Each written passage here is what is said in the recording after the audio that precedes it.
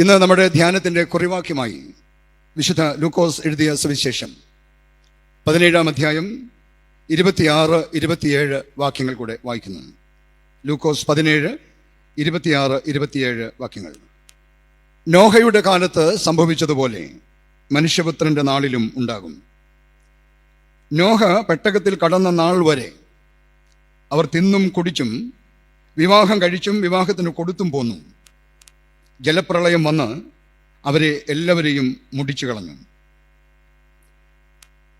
ദൈവരാജ്യം എപ്പോൾ വരും എന്ന പരീശന്മാരുടെ ഒരു ചോദ്യത്തെ തുടർന്ന് യേശു താൻ വായിച്ചു വളർന്ന തൻ്റെ വേദപുസ്തകമായ ഠനാക്കിലേക്ക്, അല്ലെങ്കിൽ നമ്മുടെ പഴയ നിയമത്തിലേക്ക് വിരൽ ചൂണ്ടിക്കൊണ്ട് ശിഷ്യന്മാരോട് പറഞ്ഞ വാക്കുകളാണ് ഇവ. വിശുദ്ധ മത്തായി ഇത് രേഖപ്പെടുത്തുമ്പോൾ ഒരു വാചകം കൂടെ അവിടെ ചേർത്തിട്ടുണ്ട്. ജലപ്രളയം വന്ന് എല്ലാവരെയും നീക്കിക്കളയുവോളം അവർ അറിഞ്ഞതുമില്ല. People did not realise, they were unaware. 2026 നിരണമാരാമൺ ഭദ്രാസന കൺവെൻഷൻ്റെ പ്രാരംഭ രാത്രിയിൽ ഒരു ചോദ്യം ചോദിച്ച് തുടങ്ങാം. കർത്താവിൻ്റെ വീണ്ടും വരവിനെ കുറിച്ച് നാം ബോധമുള്ളവരാണോ? എങ്കിൽ അതിനെക്കുറിച്ച് നമുക്ക് എന്ത് അറിയാം? എന്തെങ്കിലും അറിയാമെങ്കിൽ നാം അതിനുവേണ്ടി എന്ത് ക്രമീകരണമാണ് നമ്മുടെ ജീവിതത്തിൽ വരുത്തുന്നത്? കർത്താവിൻ്റെ രണ്ടാം വരവിന് വേണ്ടി നാം ഒരുങ്ങിയിട്ടുണ്ടോ?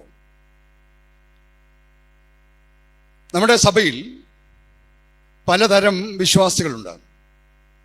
കഴിഞ്ഞ 39 വർഷം ഈ സഭയിൽ വൈദികനായും എൻ്റെ പഠനകാലവും ചേർത്താൽ ഏതാണ്ട് 40-ലധികം വർഷം ഈ സഭയെ അടുത്തറിഞ്ഞ ഒരു വൈദികൻ എന്ന നിലയിൽ ഞാൻ നമ്മുടെ സഭയിൽ 3 തരം ആളുകളെ കണ്ടിട്ടുണ്ട്. ഒന്നാമത്തെ കൂട്ടരെ നമുക്ക് ആക്റ്റീവ് മെമ്പേഴ്സ് എന്ന് വിളിക്കാം. എല്ലാ കാര്യങ്ങളിലും സഹകരിച്ച് സഭയുടെ പ്രവർത്തനങ്ങളിൽ പങ്കുകാരാകുന്ന ഒരു കൂട്ടം ആളുകൾ.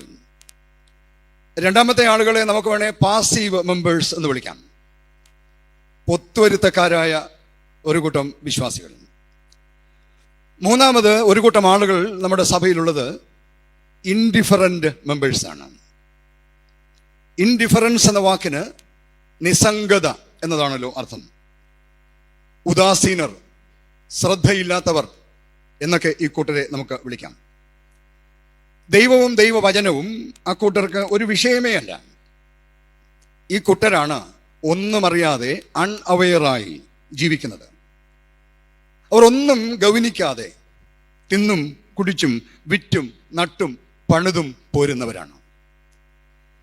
സ്റ്റീഫൻ വില്യം ഹോക്കിൻസ് 2018 തൻ്റെ 76-ാമത്തെ വയസ്സിൽ നിര്യാതനായ വിശ്വവിഖ്യാത ഭൗതിക ശാസ്ത്രജ്ഞനാണ്.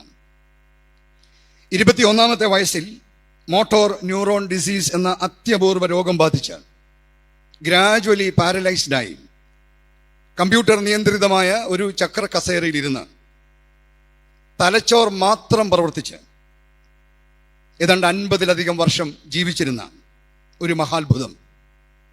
അദ്ദേഹത്തിൻ്റെ ഓരോ വാക്കും ലോകം ശ്രദ്ധയോടെയാണ് കേട്ടുകൊണ്ടിരുന്നത്.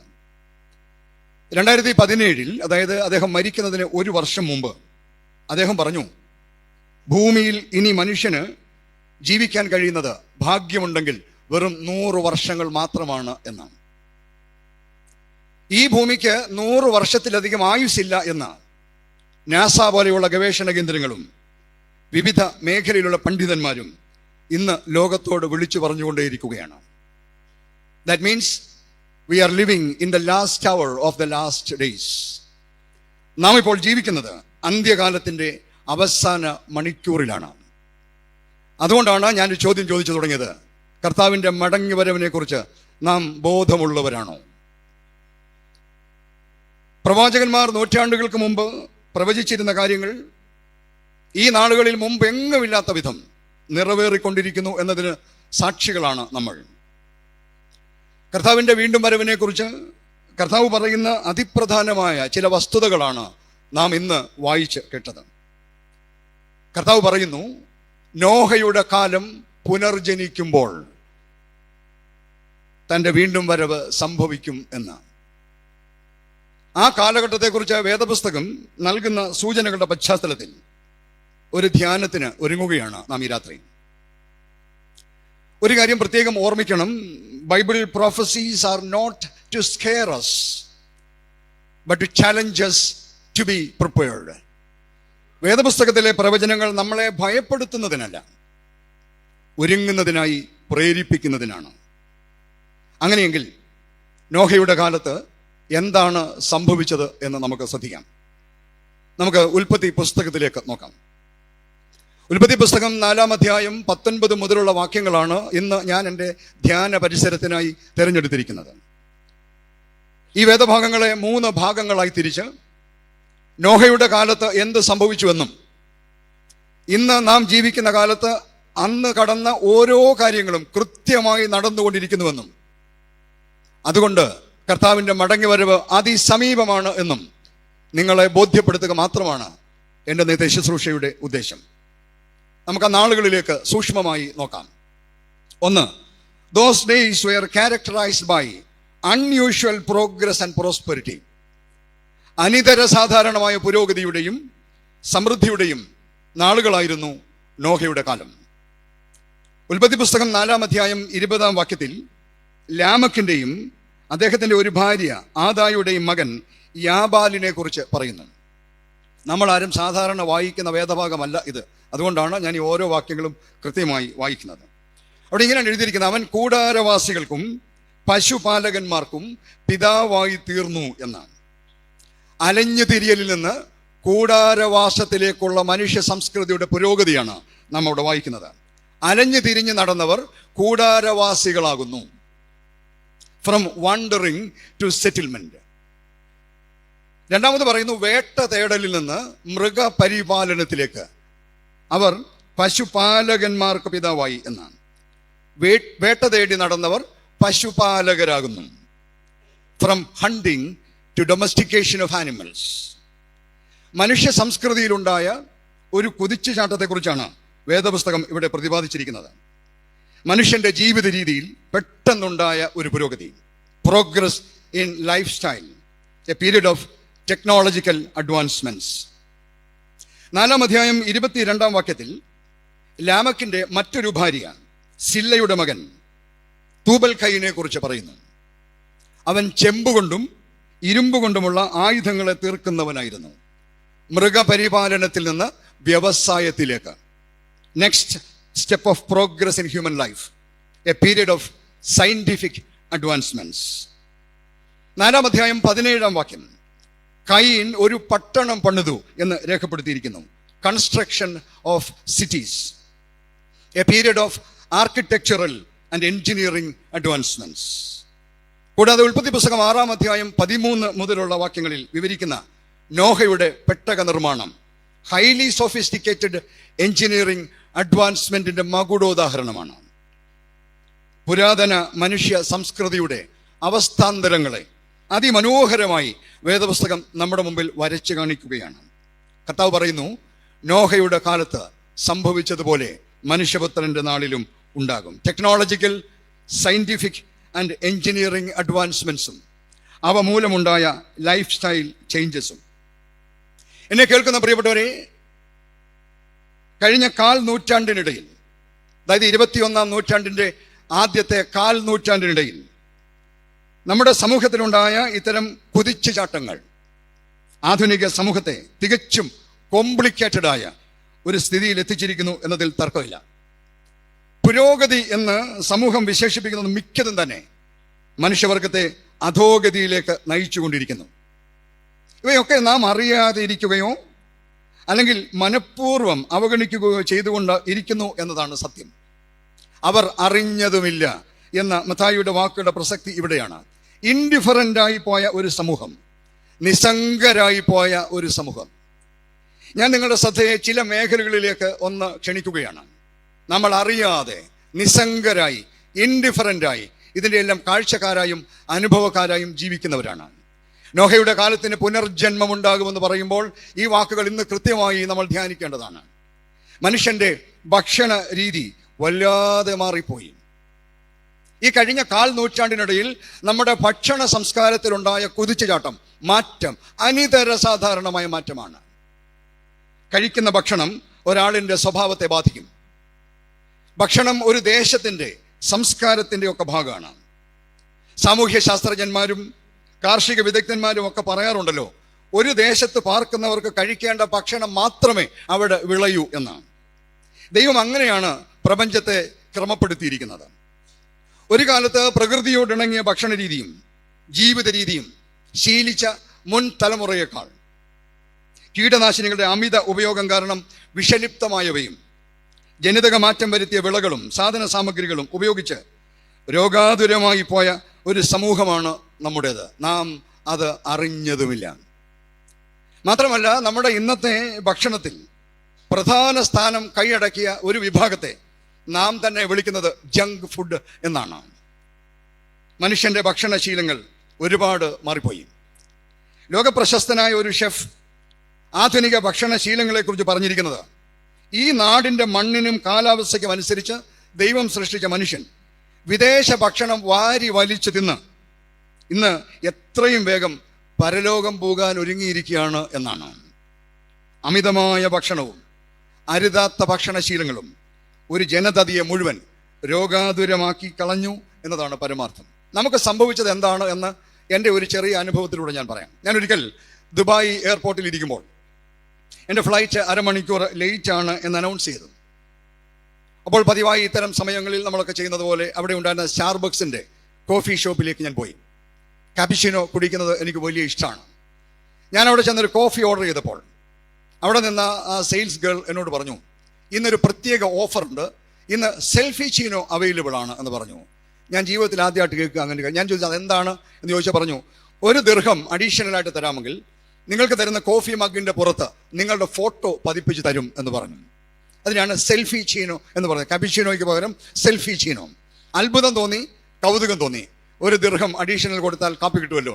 സന്തോഷത്തോടെ ഞാൻ കോഫി ഓർഡർ ചെയ്തു. കോഫി അതിലൂടെ വരുന്നത് കണ്ടു നിന്നപ്പോൾ ആ പെൺകുട്ടി എന്നോട് പറഞ്ഞു, നിങ്ങൾ ആ കോഫി മെഷീൻ്റെ അടുത്തേക്ക് മുഖം ചേർത്ത് വെക്കാൻ പറഞ്ഞു. ഞാൻ അങ്ങോട്ട് മുഖം ചേർത്ത് വെച്ചു. ഞാൻ ഞെട്ടിപ്പോയി. എൻ്റെ കോഫി മഗ്ഗിൻ്റെ പുറത്ത് ഞാൻ തന്നെ ചിരിച്ചുകൊണ്ട് എന്നെ നോക്കിയിരിക്കുന്നു. ഇതിനേക്കാൾ അത്ഭുതകരമായി ജീവിതത്തിൽ നമ്മൾ ഭക്ഷണം കഴിച്ചിട്ടില്ല. ഞാൻ ആ കോഫി വാങ്ങിച്ചുകൊണ്ട് അടുത്ത ടേബിളിൽ പോയിരുന്നു. കുറേ നേരം ഈ കോഫി മഗ്ഗിൻ്റെ പുറത്തുള്ള എന്നെ നോക്കിക്കൊണ്ട് സന്തോഷത്തോടെ ഞാൻ അവിടെ ഇരുന്നു. 2-3 മിനിറ്റൊക്കെ എനിക്ക് കാപ്പി കുടിക്കാൻ തോന്നിയില്ല. പക്ഷേ ഒരു 2-3 മിനിറ്റ് കഴിഞ്ഞപ്പോഴത്തേക്ക് എന്നെ അത്ഭുതപ്പെടുത്തിക്കൊണ്ട് ഈ കോഫി മഗ്ഗിൻ്റെ മുഖത്തുണ്ടായിരുന്ന എൻ്റെ മുഖം പതുക്കെ വികൃതമാകാൻ തുടങ്ങി. അതിനുണ്ടായിരുന്ന പത മാറി, കുമിളകൾ പൊട്ടി, എൻ്റെ മുഖം പതുക്കെ വികൃതമാകാൻ തുടങ്ങി. അധികം വികൃതമാകുന്നതിന് മുമ്പ് കോഫി കുടിപ്പിക്കാം എന്ന് വിചാരിച്ച് ഞാൻ കോഫി എടുത്ത് കുടിച്ചു. 1 മിനിറ്റ് കഴിഞ്ഞപ്പോഴാണ് ഞാൻ എന്നെ തന്നെ വിഴുങ്ങിപ്പോയല്ലോ എന്ന് ഓർത്ത് സങ്കടപ്പെട്ടത്. പ്രിയപ്പെട്ടവരെ, ആധുനിക കാല ഭക്ഷണശീലങ്ങൾ നാം നമ്മെ തന്നെ ഇല്ലാതാക്കുന്ന അവസ്ഥയിൽ എത്തിച്ചിരിക്കുന്നു എന്ന കാര്യം മറക്കരുത്. ഇതിനെയൊക്കെ പുരോഗതി എന്ന് നാം വിളിക്കുന്നുവെങ്കിൽ ഓർക്കുക, അധോഗതിയുടെ കാലമാണ്. കർത്താവ് വരാൻ സമയമായി എന്നതിൻ്റെ പ്രഖ്യാപനങ്ങളാണ്. Are you aware of it? 2, മനുഷ്യൻ്റെ വസ്ത്രധാരണ രീതി മാറിപ്പോയി. മനുഷ്യൻ്റെ വസ്ത്രധാരണ രീതിയിലുണ്ടായ മാറ്റം എത്ര മ്ലേച്ഛമാണ് എന്ന് പറയേണ്ടതില്ലല്ലോ. നാം ഭക്ഷണം കഴിക്കുന്നത് അവനവന് വേണ്ടിയും വസ്ത്രം ധരിക്കുന്നത് മറ്റുള്ളവർക്ക് വേണ്ടിയുമാണ്. ആദി മാതാപിതാക്കൾ അരുതാത്തത് ചെയ്ത് തങ്ങൾ നഗ്നരായി എന്ന് തിരിച്ചറിഞ്ഞപ്പോൾ അത്തിയില കൂട്ടിത്തുന്നി തങ്ങൾക്ക് അരയാടയുണ്ടാക്കി എന്ന് ഉൽപ്പത്തി പുസ്തകം 3-ാം അധ്യായം 7-ാം വാക്യത്തിൽ നാം വായിക്കുന്നു. പുതുതലമുറയുടെ വസ്ത്രധാരണം, പ്രത്യേകിച്ച് സ്ത്രീകളുടേത്, കാണുന്നവരുടെ മനസ്സിൽ അയ്യേ എന്ന് തോന്നിക്കുന്ന വിധമായി പോയി എന്നത് എത്രയോ സങ്കടകരമായ കാര്യമാണ്. അഭിമാനബോധമുണ്ടായിരുന്ന കേരളത്തിലെ സ്ത്രീകൾ ആദ്യമായി സമരം ചെയ്തത് തങ്ങളുടെ മറയ്ക്കാനുള്ള അവകാശത്തിന് വേണ്ടിയായിരുന്നു എന്നത് മറക്കരുത് നമ്മൾ. ഇന്ന് തങ്ങളുടെ ശരീരം എത്രത്തോളം എക്സ്പോസ് ചെയ്യാമെന്ന് മത്സരിക്കുന്ന സ്ത്രീ സമൂഹത്തോട് എനിക്കിന്ന് വിളിച്ചു പറയാനുള്ളത്, മ്ലേച്ഛതയിൽ അഭിരമിക്കുമ്പോൾ നിങ്ങൾ അറിയുന്നില്ല, you are living in the last hour of the last days. 3, മനുഷ്യൻ്റെ പാർപ്പിട രീതി മാറിപ്പോയി. ഗ്രാമീണ സംസ്കൃതിയിൽ നിന്ന് പട്ടണ സംസ്കൃതിയിലേക്കുള്ള വളർച്ച. ഇപ്പോഴത്തെ വീടുകളുടെയൊക്കെ വില കേട്ടാൽ സ്തംഭിച്ചു പോകുന്നതാണ്. കഴിഞ്ഞ ദിവസം പത്രത്തിൽ ഒരു വാർത്ത വായിച്ചു. ഡൽഹിയിൽ അനുഷ്ക സിംഗ് എന്ന് പറയുന്ന ഒരു സ്ത്രീ ഒരു വീട് വാങ്ങിച്ചു 477 കോടി രൂപയ്ക്ക്. എനിക്കത് കണക്ക് കൂട്ടാൻ വയ്യാതെ വന്നപ്പോൾ, അത്ഭുതം തോന്നിയപ്പോൾ ഞാൻ പതിയെ ഒരു ഗൂഗിൾ സെർച്ച് നടത്തി നോക്കി ഇപ്പോഴത്തെ വീടിൻ്റെ വിലകളെക്കുറിച്ച്. ഞാൻ ഞെട്ടിപ്പോയി. കഴിഞ്ഞ വർഷം അവളുടെ ചിറ്റമ്മ അതേ സ്ട്രീറ്റിൽ ഒരു വീട് വാങ്ങിച്ചത് 435 കോടി രൂപയ്ക്കാണ്. പിന്നീട് ഞാൻ കുറെ കൂടെ അന്വേഷിച്ചപ്പോഴാണ് നമുക്കൊക്കെ അറിയാവുന്ന രത്തൻ ടാറ്റ കൊളാബായിൽ അദ്ദേഹത്തിന്റെ വീടിന്റെ വില 150 കോടി രൂപയാണ്. ഷാരൂഖ് ഖാന്റെ മുംബൈയിലെ വീടിന്റെ വില 250 കോടിയാണ്. മുകേഷ് അംബാനിയുടെ സൗത്ത് മുംബൈയിലെ വീട് 4 ലക്ഷം സ്ക്വയർ ഫീറ്റ് വിസ്തൃതിയുള്ളതാണ്. അനിൽ അംബാനിയാണ് ഇന്ത്യയിലെ ഏറ്റവും വലിയ വീടിന്റെ ഉടമസ്ഥൻ. അദ്ദേഹത്തിന്റെ വീടിന്റെ വില 5000 കോടി രൂപയാണ്. ഒരു വീടിന്റെ വിലയെക്കുറിച്ചാണ് ഞാൻ പറഞ്ഞത്, 5000 കോടി രൂപ. പ്രിയപ്പെട്ടവരെ, പത്തനംതിട്ട ജില്ലയിൽ മാത്രം നമ്മൾ നമ്മുടെ സ്റ്റാറ്റസ് സിംബൽസായി കെട്ടിപ്പൊക്കിയ മണിസൗധങ്ങൾ ആൾപ്പാർപ്പില്ലാത്ത പ്രേതാലയങ്ങളായി മാറിയിരിക്കുന്നു. യെശയ്യാ പ്രവാചകൻ പറഞ്ഞ ഒരു വാചകം ഞെട്ടലോടെ മാത്രമേ വായിക്കാൻ കഴിയുള്ളൂ. അവരുടെ വീടുകളിൽ മൂങ്ങ നിറയും, ഭൂതങ്ങൾ അവിടെ നൃത്തം ചെയ്യും. അതിൻ്റെ സമയം അടുത്തിരിക്കുന്നു, അതിൻ്റെ കാലം ദീർഘിച്ചു പോകുകയുമില്ല. യെശയ്യാവ് 13, 21, 22 വാക്യങ്ങൾ. മനുഷ്യന് കയറി കിടക്കാൻ ഒരിടം എന്ന അവസ്ഥയിൽ നിന്ന് മനുഷ്യന്റെ സ്റ്റാറ്റസ് സിംബലായി പണിതുയർത്തിയ മണിസൗധങ്ങൾ യെശയ്യാവിന്റെ ഭാഷയെ പറഞ്ഞാൽ മൂങ്ങ കയറി പ്രേതം നൃത്തമാടുന്ന പ്രേതാലയങ്ങളായി മാറിയില്ലേ? Remember, we are living in the last hour of the last days. എത്രയോ വീടുകളാണ് തിരുവല്ല മുതൽ ഈ റോഡിൽ കൂടെ പോയാൽ ആൾപ്പാർപ്പില്ലാത്ത പ്രേതാലയങ്ങളായി മാറിയിരിക്കുന്നത്. ഓർക്കണം, BC 8-ാം നൂറ്റാണ്ടിൽ യെശയ്യാവ് എഴുതിയ വാക്കുകളാണ്. നിങ്ങളുടെ വീടുകളിൽ മൂങ്ങ നിറയും, ഭൂതങ്ങൾ അവിടെ നൃത്തം ചെയ്യും. അതിൻ്റെ സമയം അടുത്തിരിക്കുന്നു, അതിൻ്റെ കാലം ദീർഘിച്ചു പോകുകയുമില്ല. നമുക്ക് ധൈര്യമായി പറയാൻ കഴിയും, ആ കാലം വന്നു കഴിഞ്ഞു. Are you aware of it? പട്ടണ സംസ്കൃതിയിൽ നിന്ന് സ്പേസ് സംസ്കൃതിയിലേക്ക് കുതിച്ചുചാട്ടമാണ് അടുത്തത്. മനുഷ്യൻ ശൂന്യാകാശത്ത് വീട് വെക്കാൻ ഒരുങ്ങുകയാണ്. Can you imagine that? മനുഷ്യൻ ശൂന്യാകാശത്ത് വീട് വെക്കാൻ തുടങ്ങുകയാണ്. സാധ്യമാണ്, കാരണം 5000 കോടി കൊടുത്ത് മുംബൈയിൽ ഒരു വീട് പണിയാവുന്നവന് സ്പേസിൽ വീട് പണിയാൻ ബുദ്ധിമുട്ടില്ല. ചന്ദ്രനിലേക്ക് ടൂർ പോകാൻ ചൈന പദ്ധതി തയ്യാറാക്കി കഴിഞ്ഞു. നമുക്കെല്ലാവർക്കും അറിയാം, വായിക്കുന്നവർക്കെല്ലാം അറിയാം, ഇലോൺ മസ്കിന്റെ കമ്പനി സ്പേസ് ടൂർ തുടങ്ങിക്കഴിഞ്ഞു. അമേരിക്കയിൽ നാസയുടെ പ്രോജക്റ്റിൽ 2000 പേര് രജിസ്റ്റർ ചെയ്ത് കഴിഞ്ഞു. സ്പേസിൽ മാത്രമല്ല കേട്ടോ, ദുബായിൽ കടലിനടിയിൽ ഫ്ലോട്ടിംഗ് വെനീസ് എന്ന പേരിൽ അത്യാഡംബര റിസോർട്ട് 2020 പൂർത്തിയായി കഴിഞ്ഞു. ടെക്നോളജി അതിഭയങ്കരമായി വളർന്നിരിക്കുന്നു. 20-ാം നൂറ്റാണ്ടിൽ മനുഷ്യന്റെ ദൈനംദിന ജീവിതക്രമം mixie, grinder, washing machine, dish washer തുടങ്ങിയവ മെഷീനുകൾ കൈയടക്കി. എന്താ സംഭവിച്ചത്? അത് കഴിഞ്ഞപ്പോൾ ഒരു തലമുറയുടെ മുഴുവൻ ശാരീരിക ക്ഷമത നശിച്ചുപോയി. അതുവഴി സമൂഹത്തെ കാർന്നു തിന്നുകൊണ്ടിരിക്കുന്ന രോഗങ്ങളെ ലൈഫ് സ്റ്റൈൽ ഡിസീസസ് എന്നാണ് മെഡിക്കൽ രംഗം പേരിട്ട് വിളിക്കുന്നത്. എനിക്കിത് നേരിട്ട് കണ്ടറിയാൻ കഴിഞ്ഞ ഒരു വ്യക്തിയാണ്. കാരണം 40 വർഷമായല്ലോ ഈ സഭയിൽ. ഞാൻ അച്ഛനായ കാലത്ത് സേവികാ സംഘത്തിൻ്റെ ഏറ്റവും പ്രധാനപ്പെട്ട പരിപാടിയായിരുന്നു കസേര കളി എന്ന് പറയുന്ന പരിപാടി. സ്ത്രീകൾ അതിന് മിടുക്കരുമാണ്. നമ്മൾ 11 പേര് മത്സരത്തിൽ പങ്കെടുത്താൽ 10 കസേരയിട്ട് വട്ടത്തിൽ ഓടിക്ക് സമർത്ഥരായ ആളുകൾ കസേര കൈയെടുക്കുമ്പോൾ അതിനകത്തുനിന്ന് തോറ്റുപോകുന്ന ആളുകളുടെ മുഖം നമ്മൾ കണ്ടിട്ടുണ്ടല്ലോ. പക്ഷെ ഇപ്പോൾ ഈ മെഷീൻ വന്ന് മിക്സി, നമ്മുടെ കുഞ്ഞുണ്ണി മാഷിന്റെ പറഞ്ഞ അമ്മിക്കല്ലില്ലാതെ വന്ന് മിക്സിയും ഗ്രൈൻഡറും വാഷിംഗ് മെഷീനും ഒക്കെ വന്നു കഴിഞ്ഞപ്പോൾ നമുക്ക് ശാരീരിക ക്ഷമത ഇല്ലാതെ വന്നപ്പോൾ ഇപ്പോൾ ഒറ്റ പള്ളിയിലും കസേര കളി നടത്താറില്ല. കാരണം ആർക്കും വട്ടത്തിൽ കറങ്ങാനും വയ്യ, ഇരിക്കാനും വയ്യ. അതിന് എന്നെ പോലെയുള്ള ആളുകൾ കണ്ടുപിടിച്ച ഒരു പുതിയ മാർഗം, കസേര കളിക്ക് പകരം ഞാൻ ചേരുന്ന സ്ത്രീകളെ എല്ലാവരും കൂടെ മുറ്റത്ത് നിർത്തും. എന്തിനാ? ഞാൻ വിസിലടിക്കും, എന്നിട്ട് അവിടെ ഇരുത്തിയിട്ട് 1ാമത്തെ വിസിലടിക്കുമ്പോൾ ആദ്യം എഴുന്നേക്കുമോ അവർക്ക് 1ാം സമ്മാനം കൊടുക്കും. കാരണം ഒരാൾക്ക് പോലും എഴുന്നേക്കാൻ വയ്യ. പുരോഗതി എന്ന് നാം പേരിട്ടത് നമുക്ക് ലൈഫ് സ്റ്റൈൽ ഡിസീസസ് എന്ന രോഗാതുരമായ അവസ്ഥയിലേക്ക് നമ്മുടെ സമൂഹത്തെ മുഴുവൻ കൊണ്ടുവന്നു. നാം അത് അറിഞ്ഞില്ല, അവരോ അത് അറിഞ്ഞില്ല. അത് നോഹയുടെ കാലത്തിൻ്റെ തനിയാവർത്തനമാണ് എന്ന് മനസ്സിലായില്ല.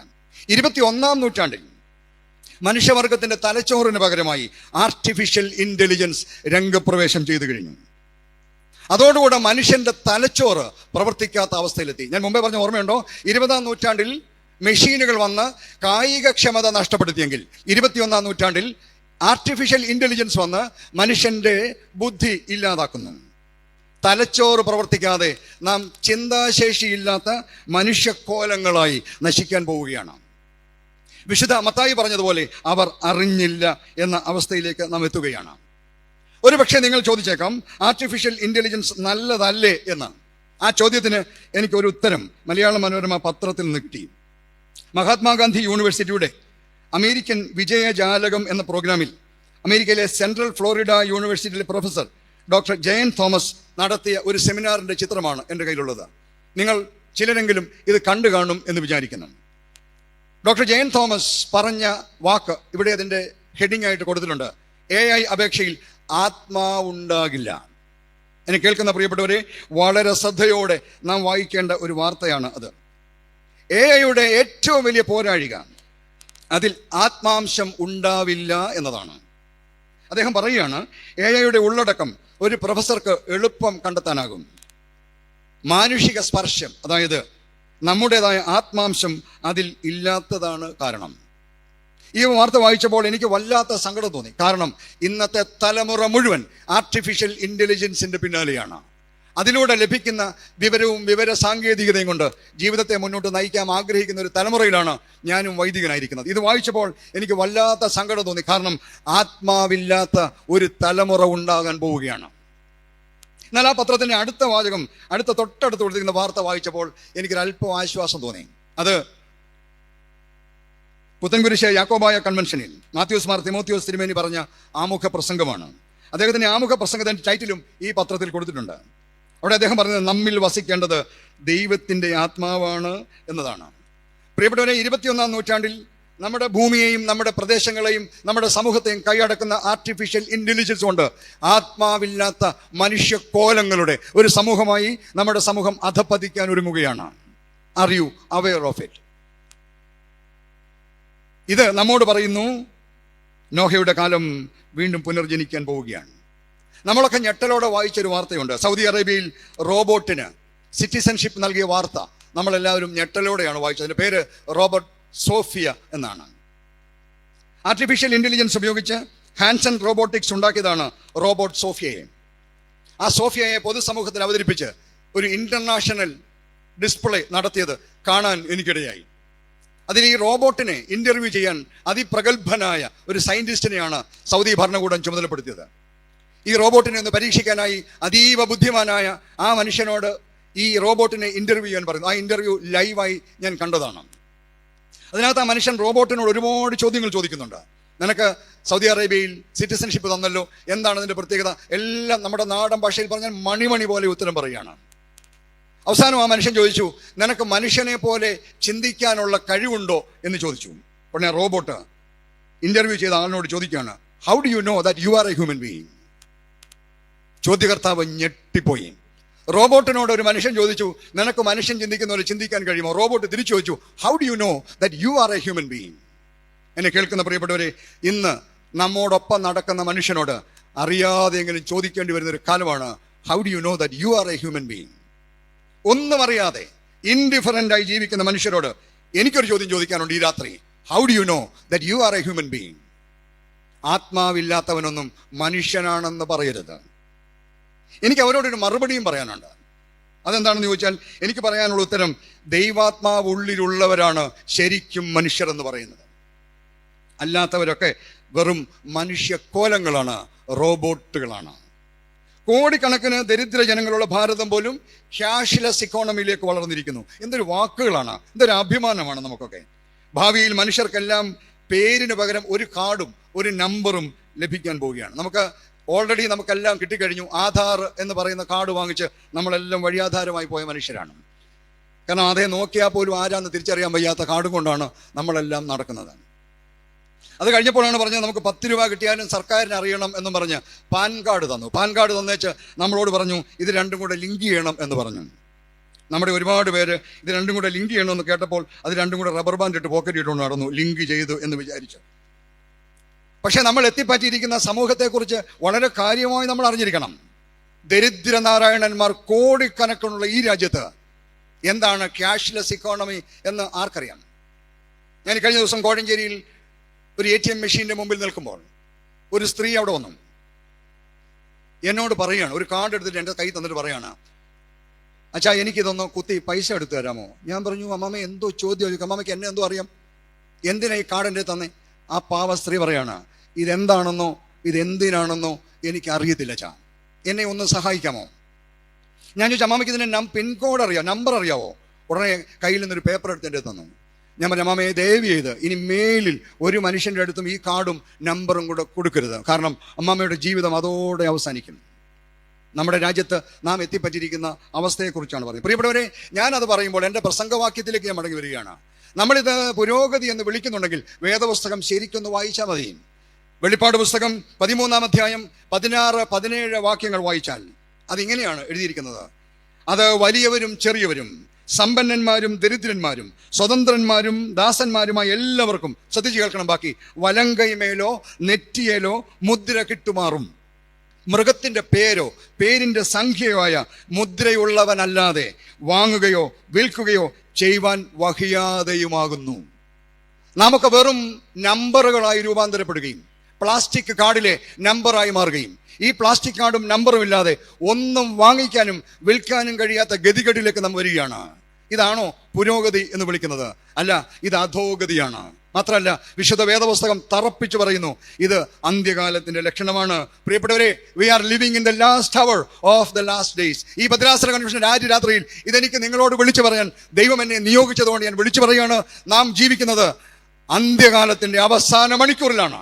R you aware of it? Mathai പറയുന്നു, അവരോ അറിഞ്ഞില്ല. അവർ തിന്നും കുടിച്ചും കല്യാണത്തിന് കൊടുത്തും കല്യാണം കഴിച്ചും നട്ടും പണിതും ജീവിച്ചുകൊണ്ടേയിരുന്നു, ഒന്നും അറിയാതെ. ഇനിയും നമ്മൾ വളരാൻ പോവുകയാണത്തെ. നമ്മുടെ ശരീരത്തിൽ ഒരു ഐഡന്റിഫിക്കേഷൻ ഡിവൈസ് ഫിക്സ് ചെയ്യാൻ പോവുകയാണ്. ഒരു ന്യൂ റഡാർ ഉപയോഗിച്ച്, അതൊരു പക്ഷേ വെളിപ്പാട് പുസ്തകം പറയുന്നത് പോലെ ഒരു പക്ഷേ നമ്മുടെ വലം കൈമേലോ നെറ്റിമേലോ എന്തോ ഒരു ഡിവൈസ് ഫിറ്റ് ചെയ്യാൻ പോവുകയാണ്. അത് ഫിറ്റ് ചെയ്ത് കഴിഞ്ഞാൽ ഒരു ന്യൂ റഡാർ ഉപയോഗിച്ച് നമ്മൾ എവിടെ പോകുന്നു, എന്ത് ചെയ്യുന്നു എന്ന് എല്ലാവർക്കും കണ്ടുപിടിക്കാൻ കഴിയും. സങ്കടത്തോടെ പറയട്ടെ, നമ്മളിൽ പലരും ഒന്നും അറിയുന്നില്ല, അല്ലെങ്കിൽ ഗൗനിക്കുന്നില്ല. നോഹയുടെ കാലത്തിന്റെ രണ്ടാമത്തെ പ്രത്യേകത, those days were characterized by pleasure. ഉല്ലാസത്തിന്റെ കാലം. ഉൽപ്പത്തി പുസ്തകം 4-ാം അധ്യായം 21 യാബാലിന്റെ സഹോദരൻ യൂബാലിനെ പരിചയപ്പെടുത്തുന്നു. അവിടെ എഴുതിയിരിക്കുന്നത് എങ്ങനെയാണ്? യൂബാൽ കിന്നരവും വേണുവും പ്രയോഗിക്കുന്ന എല്ലാവർക്കും പിതാവായി. ഉല്ലാസത്തിന്റെ പിതാവ്, ഫാദർ ഓഫ് എന്റർടൈൻമെന്റ്. ദൈവത്തിന്റെ തോളിൽ കൈയിട്ടുകൊണ്ട് നടന്ന ആദ്യ മാതാപിതാക്കൾ ആദമും ഹവ്വയും. അവരുടെ അനന്തര തലമുറയെ പറ്റിയാണ് നാം ഇപ്പോൾ വായിച്ചത്. എന്തിന് മക്കളെ പറയണം? ആദ്യ മാതാപിതാക്കൾ തന്നെ അവരോടൊപ്പം എന്നും തോട്ടത്തിൽ സവാരി ചെയ്യുന്ന ദൈവത്തെ ഒളിച്ച്, ഉൽപ്പത്തി പുസ്തകം 3-ാം അധ്യായം 6-ാം വാക്യത്തിൽ പറയുന്നത് പോലെ, നല്ലതും ഭംഗിയുള്ളതും കാമ്യവുമായതിൻ്റെ പിന്നാലെ പോയി. അവരുടെ കൊച്ചു മകൻ ഉല്ലാസത്തിന്റെ പിതാവായി മാറിയിരിക്കുന്നു. ഇന്നത്തെ അവസ്ഥ എന്താണ്? ഇന്നത്തെ തലമുറയും നല്ലതും ഭംഗിയുള്ളതും കാമ്യവുമായതിൻ്റെ പിന്നാലെ പായുകയാണ്. എന്നെ കേൾക്കുന്ന പ്രിയപ്പെട്ടവരെ, സങ്കടത്തോടെ, ഈ ജനതയെ ഓർത്തുള്ള ദുഃഖഭാരത്തോടെ ഞാൻ ഒരു വാചകം പറയട്ടെ. ആത്മാവിന് കുളിർമയേകുന്ന സാധു കൊച്ചുകുഞ്ഞിന്റെ പാട്ട് കേൾക്കാനാളില്ല. പകരം തലച്ചോറിനെ ഭ്രാന്ത് പിടിപ്പിക്കുന്ന വേടന്മാരുടെയും വേതാളങ്ങളുടെയും പുറകെ തടിച്ചുകൂടുന്ന ആധുനിക ലോകത്തോട് എനിക്ക് വിളിച്ചു പറയാനുണ്ട്, you are living in the last hour of the last days. ആർക്കാണ് ആത്മാവിന് കുളിരേകുന്ന പാട്ടുകൾ കേൾക്കാൻ താല്പര്യം? പകരം വേടന്മാരുടെയും വേതാളങ്ങളുടെയും പുറകെ തകർത്താടുന്ന ഉല്ലസിക്കുന്ന ഒരു യുവജനതയുടെ മുമ്പിലാണ് നാം നിൽക്കുന്നത്. ഞാൻ അതുകൊണ്ട് എപ്പോഴും യുവജനങ്ങളെ കാണുമ്പോൾ ഞാൻ അവരോട് പറയുന്ന ഒരു വാക്കുണ്ട്, our world is a pleasure mad world. Our world is a pleasure mad world. ഉല്ലാസഭ്രാന്ത് ബാധിച്ച സമൂഹമാണ് നമ്മുടേത്. പ്രിയപ്പെട്ടവരെ, ഈ ഉല്ലാസഭ്രാന്ത് വേതാളങ്ങൾക്കും വേടന്മാർക്കും മാത്രമല്ല ഉണ്ടായത് കേട്ടോ. ഈ ഭക്തന്മാരെന്ന് പറയുന്നത് നമുക്കും ഉണ്ടായി. ദൈവിക ഭക്തിയേക്കാൾ ഉല്ലാസങ്ങൾക്ക് പ്രാധാന്യം നൽകുന്ന വിശ്വാസ സമൂഹത്തിലാണ് ഞാനും നിങ്ങളും ജീവിക്കുന്നത്. ദൈവിക ബോധവും ദൈവഭക്തിയും പടിയിറങ്ങിപ്പോയി എന്നത് അർത്ഥശങ്കയ്ക്കിടയില്ലാതെ പറയാൻ കഴിയും. നമുക്കൊക്കെ മുമ്പേ ഇവ പരീക്ഷിച്ച് തകർന്നു പോയ ജനതകൾ ഈ ഭൂമിയിലുണ്ട് കേട്ടോ. അതൊന്ന് അറിയുന്നത് നല്ലതാണ്. ഭാരതത്തിലേക്ക് സുവിശേഷവുമായി മിഷണറിമാരെ അയച്ച ഇംഗ്ലണ്ടിൽ ഇന്ന് ചെന്നാൽ കൂറ്റൻ പള്ളികൾ വാങ്ങി പബ്ബുകൾ ഉണ്ടാക്കിയിരിക്കുന്നത് കാണാം. അവിടെ കുടിച്ചു കൂത്താടുന്ന പുതിയ തലമുറയും നമുക്ക് കാണാം. അവിടുത്തെ പള്ളികളിലൊന്നും ആരാധകരെ കിട്ടാനില്ല. കണ്ടാൽ തന്നെ വൃദ്ധരെ മാത്രമാണ്. ചില വർഷങ്ങൾക്ക് മുമ്പ് ഇംഗ്ലണ്ടിൽ പോയപ്പോൾ ഷേക്സ്പിയറിന്റെ വീട് സന്ദർശിക്കാനുള്ള ഭാഗ്യം കിട്ടി. ഷേക്സ്പിയറിന്റെ വീട് സന്ദർശിച്ചു കഴിഞ്ഞ് അടുത്ത് തന്നെ അദ്ദേഹത്തെ മാമോദീസ മുക്കിയ പള്ളിയുണ്ട് എന്നറിഞ്ഞ് അവിടെ പോയി. ഷേക്സ്പിയറിനെ മാമോദീസ തൊട്ടിയുടെ അടുത്ത് നിന്ന് ഞാനും ഫോട്ടോ ഒക്കെ എടുത്തു. അവിടെ നിന്ന് കെയർ ടേക്കറോട് ഞാൻ ചോദിച്ചു, പട്ടുകൂറ്റൻ ദേവാലയമാണ്, ഇപ്പോൾ ഇവിടെ എത്ര മെമ്പേഴ്സ് ഉണ്ട്? അദ്ദേഹം അവിടുത്തെ പാരിഷ് രജിസ്റ്റർ എന്നെ എടുത്തുകൊണ്ട് കാണിച്ചു. 8 പേരാണ് ആ ഇടവകയിൽ ഇപ്പോൾ മെമ്പേഴ്സ് ആയിട്ടുള്ളത്. എന്നിട്ട് ആ മനുഷ്യൻ എന്നോട് പറയാണ്, മിക്കവരും പ്രായം ചെന്നവരാണ്. ഞാൻ ആരാധനയ്ക്ക് ഇവരൊക്കെ വരാറുണ്ടോ? അയാൾ പറഞ്ഞു, വല്ലപ്പോഴും വല്ലവരും വന്നാലായി. ഭാരതത്തിലേക്ക് വരെ മിഷണറിമാരെ അയച്ച ഇംഗ്ലണ്ടിൻ്റെ അവസ്ഥ ഇതാണ്. അമേരിക്കയിൽ ധാരാളം പള്ളികൾ വിൽപ്പനയ്ക്കിട്ടിരിക്കുകയാണ്. അമേരിക്കക്കാരുടെ കയ്യിൽ നിന്ന് വില കൊടുത്ത് വാങ്ങിയ പള്ളികളിലാണ് നമ്മുടെ മിക്ക ആരാധനകളും നടക്കുന്നത്. മറക്കരുതാണ്. ക്രിസ്തീയ വിശ്വാസത്തിൻ്റെ ഈറ്റില്ലവും വിശുദ്ധന്മാർ തഴച്ചു വളർന്നുമായ ഫ്രാൻസിൻ്റെ ഇന്നത്തെ അവസ്ഥ അടുത്ത കാലത്ത് അവിടെ പുറത്തിറങ്ങിയ ഒരു പുസ്തകത്തിൻ്റെ തലക്കെട്ട് തന്നെ വ്യക്തമാക്കുന്നു. ആ പുസ്തകത്തിൻ്റെ തലക്കെട്ട് ഇങ്ങനെയാണ്: will the church bells ring tomorrow? നാളെ പള്ളിമണികൾ ശബ്ദിക്കുമോ? എന്നെ കേൾക്കുന്ന പ്രിയപ്പെട്ടവരെ, മധ്യ തിരുവാങ്കൂറിലെ അനുഗ്രഹിക്കപ്പെട്ട മാർത്തോമാ സഭയുടെ ഹെഡ് ക്വാർട്ടേഴ്സായ നിരണം മാരാമൺ ഭദ്രാസനത്തിലെ ഒരു വൈദികൻ എന്ന നിലയിൽ ഇന്ന് സങ്കടത്തോടെ, ആത്മഭാരത്തോടെ ഈ ചോദ്യം ഞാൻ ചോദിക്കട്ടെ: നാളെ മണികൾ മുഴങ്ങാൻ നമുക്ക് പള്ളികൾ ഉണ്ടാകുമോ? കാരണം ആരാധനകളെല്ലാം ഉല്ലാസങ്ങളായി മാറിയതുകൊണ്ട് ആരാധകരെ കിട്ടാത്ത അവസ്ഥയാണ്. നമ്മുടെ കൺവെൻഷൻ, ഇടവക ദിനം, കുടുംബദിനം തുടങ്ങിയ വിശേഷ ആരാധനകളെല്ലാം ഉല്ലാസങ്ങളായി മാറിപ്പോയി എന്നതിൽ സങ്കടമുള്ള ഒരു വൈദികനാണ് നിങ്ങളോട് സംസാരിക്കുന്നത്. പ്രിയപ്പെട്ടവരെ, ഞാൻ ജനങ്ങളെ പഴിചാരി രക്ഷപ്പെടാൻ ആഗ്രഹിച്ച് പറയുന്നതല്ല. ചില ഇടവകകളിൽ വിശുദ്ധ മദ്ബഹായുടെ മുൻപിൽ തിരുവാതിരയും മാർഗംകളിയും നടത്തുന്ന സ്ത്രീകളെ കണ്ട് ഹൃദയം തകർന്ന വൈദികനാണ് പറയുന്നത്, പരിശുദ്ധ മദ്ബഹായുടെ മുൻപിൽ തിരുവാതിര കളിക്കാനും മാർഗം കളിക്കാനും മടിയില്ലാത്ത ഈ വിശ്വാസ സമൂഹത്തോട് പറയാണ്, നീ ജീവിക്കുന്നത് അന്ത്യകാലത്തിന്റെ അവസാന മണിക്കൂറിലാണ്. കൺവെൻഷൻ വേദിയിൽ കൂട്ട നൃത്തം നടത്തുന്ന എൻ്റെ വൈദിക സഹോദരങ്ങളെ കണ്ട് മനസ്സ് നൊന്ത മനുഷ്യനാണ് ഇന്ന് ഈ പറയുന്നത്. കുടുംബദിനം എന്ന് പറയുന്നത്, ഞങ്ങളൊക്കെ അച്ഛനായ കാലത്ത്, എൻ്റെ ക്ലാസ്മേറ്റ്സും എൻ്റെ കൂടെ സഹപാഠികളുമായ ആളുകൾ ഉൾപ്പെടെ, കുടുംബദിനം എന്ന് പറയുന്നത് ഞാനൊക്കെ അച്ഛനായ കാലത്ത് ഞങ്ങൾ ഏറ്റവും കൂടുതൽ ശ്രദ്ധിച്ചിരുന്ന ഒരു കാര്യം, എല്ലാ കുടുംബങ്ങളും ഒരുമിച്ച് വന്നിരുന്ന് ഒന്ന് വിശുദ്ധ കുർബാന അനുഭവിക്കണേ എന്നൊരാഗ്രഹം മാത്രമാണ്. അതിന് ആഴ്ചകളായി ജനങ്ങളെ പ്രോത്സാഹിപ്പിക്കുകയും ബോധവൽക്കരിക്കുകയും ഞാൻ സാധാരണ ചെയ്യും. എക്സ്റ്റെൻഡഡ് ഫാമിലിയായി സഹോദരങ്ങൾ എല്ലാവരും കൂടെ വന്ന് ഇരുന്ന് കുർബാന കൊള്ളണേ എന്ന് പറയുന്ന ഒരു വൈദികനായിരുന്നു ഞാൻ. എനിക്ക് അങ്ങനെ ഇരിക്കുന്ന ആളുകളെ കാണുമ്പോൾ എനിക്ക് വല്ലാത്ത സന്തോഷമായിരുന്നു. എന്നെ കേൾക്കുന്ന പ്രിയപ്പെട്ടവരെ, ഇന്ന് നമ്മുടെ കുടുംബദിനങ്ങളിൽ ഭാര്യമാരെ പൊക്കിയെടുത്ത് സംഘനൃത്തം നടത്തി നടുതല്ലി വീഴുന്നവരെയാണ് നമ്മൾ കണ്ടുകൊണ്ടിരിക്കുന്നത്. എന്തൊരു ഗതികെട്ട കാലമാണ് ഇത്. അന്ത്യകാലത്തിൻ്റെ അവസാന നാളുകളാണ് എന്ന് നിനക്ക് ബോധമുണ്ടോ? ഇവയൊക്കെ കണ്ടപ്പോൾ എൻ്റെ മനസ്സിൽ വന്ന ഒരു ചിത്രം, ഞാൻ ഈ പഴയ നിയമം പഠിക്കുന്ന ഒരു വിദ്യാർത്ഥി ആയതുകൊണ്ട് ഇതൊക്കെ കാണുമ്പോൾ എൻ്റെ മനസ്സിൽ വന്ന ചിത്രം എന്താണെന്നറിയാമോ? 40 ദിനരാത്രങ്ങൾ യഹോവയുടെ സാന്നിധ്യത്തിലിരുന്ന് ദൈവം തമ്പുരാൻ എഴുതി കൊടുത്ത 10 കൽപ്പനകളുമായി മലയിറങ്ങി വന്ന മോശ കണ്ടത് തൻ്റെ സഹോദരനായ പുരോഹിതനും അവൻ്റെ കൂട്ടാളികളും ചേർന്ന് കാളക്കുട്ടിയുടെ മുമ്പിൽ നൃത്തമാടുന്നതാണ്. പ്രിയപ്പെട്ടവരെ, മോശ തന്നെ രേഖപ്പെടുത്തി വെച്ചിരിക്കുന്ന ഒരു വാചകം പുറപ്പാട് പുസ്തകം 32-ാം അധ്യായം 6-ാം വാക്യത്തിൽ രേഖപ്പെടുത്തിയിട്ടുണ്ട്. അതിങ്ങനെയാണ്: ജനം ഭക്ഷിപ്പാനും കുടിപ്പാനും ഇരുന്നു, കളിപ്പാൻ എഴുന്നേറ്റു. ഇതാണോ ആരാധന? നമ്മൾ ജീവിക്കുന്നത് അന്ത്യകാലത്തിൻ്റെ അവസാന മണിക്കൂറിലാണ്. ഞാൻ ആരെയും കുറ്റം പറയാൻ വേണ്ടി പറഞ്ഞതല്ല. ഈ സഭയുടെ അംഗമാണ് ഞാനും. ഈ പറയുന്നത് എന്നോട് തന്നെ കൂടെയാണ്. പക്ഷേ നാം അറിയാതെ നമ്മൾ അന്ത്യകാല മണിക്കൂറുകളെ നാം ഇനാക്ട് ചെയ്യുകയാണ് എന്ന് മറക്കരുത് എന്ന് ഓർമ്മിപ്പിക്കാനാണ് ഞാൻ ഈ വിഷയം വിളിച്ചു പറയുന്നത്. തീർന്നില്ലല്ലോ. പരിപാവനമായി സഭ കരുതിയിരുന്ന കൃപാമുഖാന്തരങ്ങളായ കൂദാശകളൊക്കെ പരിഹസിക്കപ്പെട്ടുകൊണ്ടിരിക്കുകയല്ലേ? വിവാഹം തുടങ്ങിയുള്ള കൂദാശകൾ കോപ്രായങ്ങളായി മാറിയിരിക്കുകയല്ലേ? വിവാഹത്തോടനുബന്ധിച്ച് ആധുനിക സമൂഹം കാട്ടിക്കൂട്ടുന്ന വൈകൃതങ്ങൾ എന്തൊക്കെയാണ്? മാർത്തോമാ സഭയിൽ ഒരു വലിയ പള്ളിയിൽ ഒരു കല്യാണത്തിന് പോയി. എൻ്റെ ഒരു സുഹൃത്തിൻ്റെ കല്യാണത്തിന് പോയതാണ്. ആ കല്യാണം കഴിഞ്ഞ് പള്ളിയിൽ നിന്ന് മുറ്റത്തോട്ടിറങ്ങിയപ്പോൾ ഈ മഡ്ഗാർഡും ഒക്കെ ആകാശത്തിലേക്ക് പോയി 6 ബൈക്കിൽ 6 തല ചൊരച്ചവന്മാരുന്ന് എരപ്പിക്കുക പള്ളിമുറ്റത്ത്.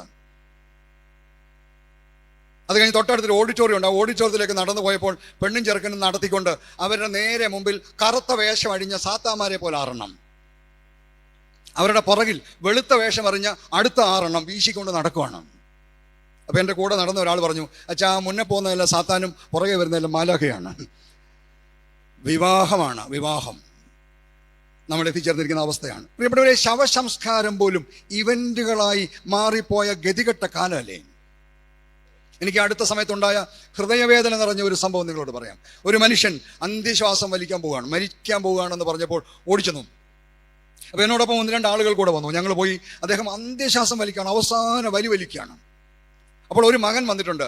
മറ്റേ മകൻ വിദേശത്ത് എവിടെയോ ആണ്. പ്രിയപ്പെട്ടവരെ, പറയുമ്പോൾ എൻ്റെ ഹൃദയം തകർന്നാണ് ഞാൻ പറയുന്നത്.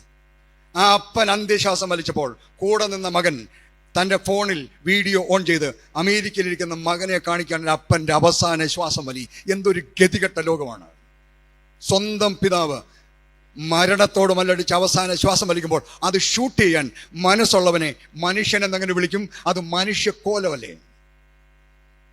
നാം എത്തിയിരിക്കുന്ന കാലത്തിന്റെ പ്രത്യേകത എന്താണ്? ആത്മീയയോഗങ്ങൾ പഞ്ചനക്ഷത്ര സുവിശേഷ വ്യാപാരമേളകൾ പോലെയായില്ലേ?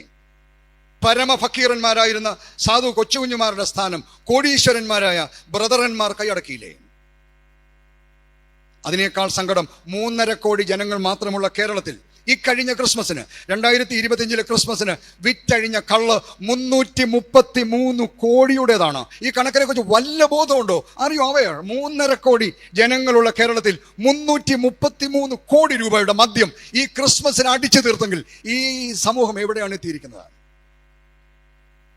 വെറും 5 ദിവസം കഴിഞ്ഞ് ന്യൂ ഇയറിൽ കുടിച്ചു പറ്റിച്ചത് 125 കോടിയുടെ മദ്യമാണ്. കേരളത്തിന്റെ ആകെ ജനസംഖ്യ 3.5 കോടിയാണ്. ക്രിസ്മസിന് അടിച്ചു തീർത്തത് 333 കോടിയാണ്. വല്ല ബോധമുണ്ടോ? എല്ലാം പ്ലഷർ മാഡ് വേൾഡ് ആണ്. We are living in the last hour of the last days. തീർന്നില്ല ദൃശ്യമാധ്യമങ്ങളും സാമൂഹ്യ മാധ്യമങ്ങളും. പ്രിയപ്പെട്ടവരെ, 3.5 കോടി ജനങ്ങൾ മാത്രമുള്ള കേരളത്തിൽ ഒരു സിനിമ 100 കോടി, 150 കോടി, 200 കോടിയാണ് കളക്ട് ചെയ്യുന്നത്. എന്താ അതിൻ്റെ അർത്ഥം? ഉല്ലാസഭ്രാന്ത് ബാധിച്ച ഒരു സമൂഹത്തിലാണ് നാം ജീവിക്കുന്നത്. അബദ്ധസഞ്ചാരത്തിന്റെ കഥകൾ മാത്രം പറയുന്ന ടി വി സീരിയലുകളോടും അനുബന്ധ പരിപാടികളോടും ഉള്ള ഭ്രാന്ത്. എന്താണ് അവയുടെയൊക്കെ ഉള്ളടക്കം?